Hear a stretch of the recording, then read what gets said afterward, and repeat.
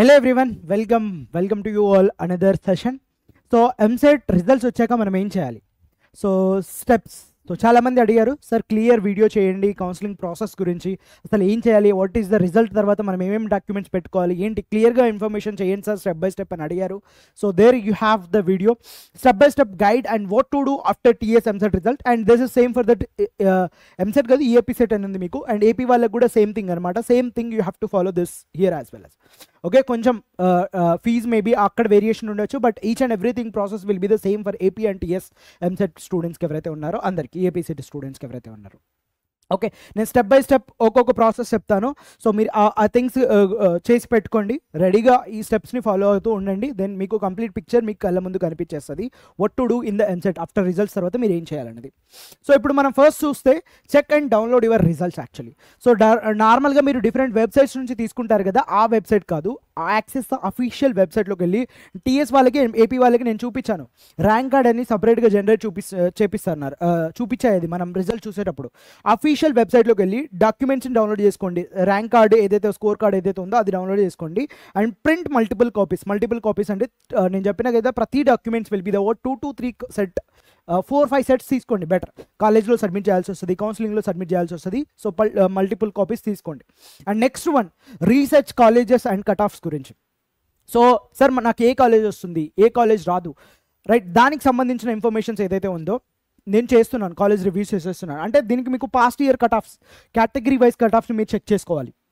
Category wise check చేసుకున్న తర్వాత last ఇయర్లో ఓకే ఈ సో అండ్ సో కట్ ఆఫ్లో లాస్ట్ ఇయర్ ఈ కాలేజ్ వచ్చింది, సో అలాగే మీకు కూడా వచ్చే ఛాన్స్ ఉంటుంది. కాబట్టి ఆ కట్ ఆఫ్ని బేస్ చేసుకొని, మీ ర్యాంక్ని బేస్ చేసుకొని మీరు ఇమాజిన్ చేసుకోవచ్చు.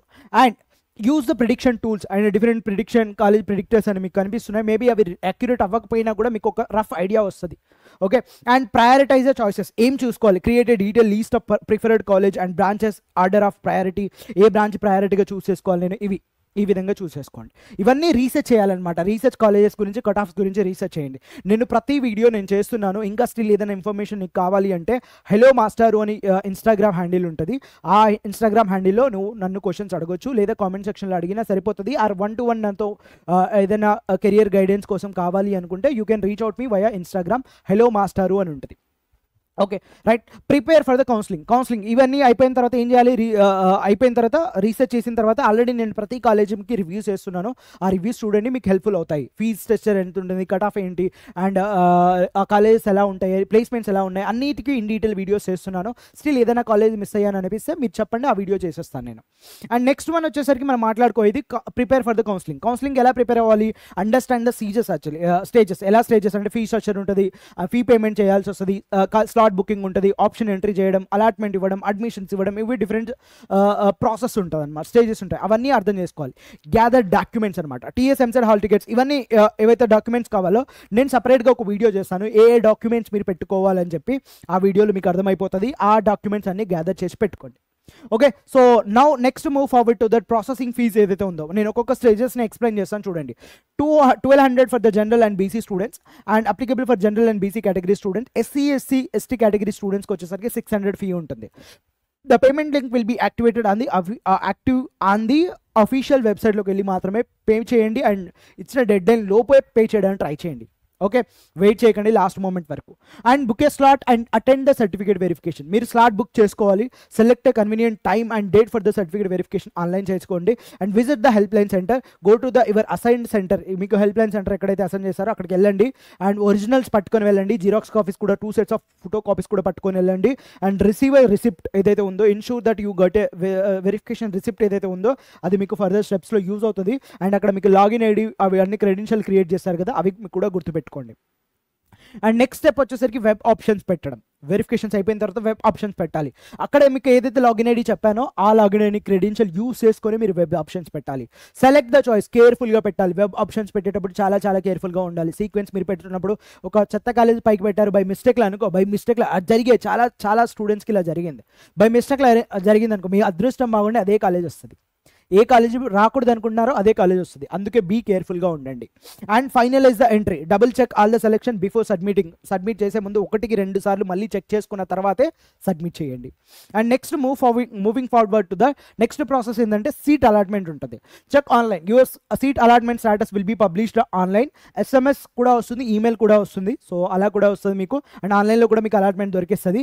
అండ్ మీరు కాలేజ్లోకి వెళ్ళి దాన్ని ఏం చేయాలి, రిపోర్టింగ్ చేయాలి. చూడండి, pay tuition fee if allotted seat, pay the tuition required fee with in the specific dead line ఏదైతే ఉందో అక్కడ డెడ్ లైన్లో spend. Download the documents, and documents ఏదైతే మీరు పే చేసిన థింగ్ ఉందో దాన్ని డౌన్లోడ్ చేసుకోండి. Print your allotment order and joining report ఏదైతే ఉందో అది ప్రింట్ చేసి పెట్టుకోండి. This is related to the allotment గురించి సంబంధించిన information. And report and allotted college, ఆ కాలేజ్కి ఏదైతే hand over that allotment order ఏదైతే ఉందో, జాయినింగ్ రిపోర్ట్ మీరు తీసుకున్నది ఏదైతే ఉందో, ఒరిజినల్ సర్టిఫికేట్స్ ఏవైతే ఉన్నాయో అక్కడ సబ్మిట్ చేయండి. అండ్ కంప్లీట్ ద ఫార్మాలిటీస్, కొన్ని ఫార్మాలిటీస్ ఉంటాయి, admission process and paperwork at the colleges ఉంటాయి. ఆ ఫార్మాలిటీస్ కంప్లీట్ చేసుకోండి. Deadline meet the deadlines అనమాట. Ensure all the steps are completed within the given admission deadline. So ప్రతి దానికి ఒక deadline ఉంటుంది. Slot బుకింగ్కి deadline ఉంటుంది, సర్టిఫికేట్ వెరిఫికేషన్కి డెడ్ లైన్ ఉంటుంది, ఫీ పే చేయడానికి డెడ్ లైన్ ఉంటుంది, and allotment order fee pay చేయడానికి కూడా డెడ్ లైన్ ఉంటుంది, కాలేజ్లో జాయినింగ్ అవ్వడానికి కూడా డెడ్ లైన్ ఉంటుంది. ప్రతిదీ కేర్ఫుల్గా జాగ్రత్తగా చూసుకొని చేయండి.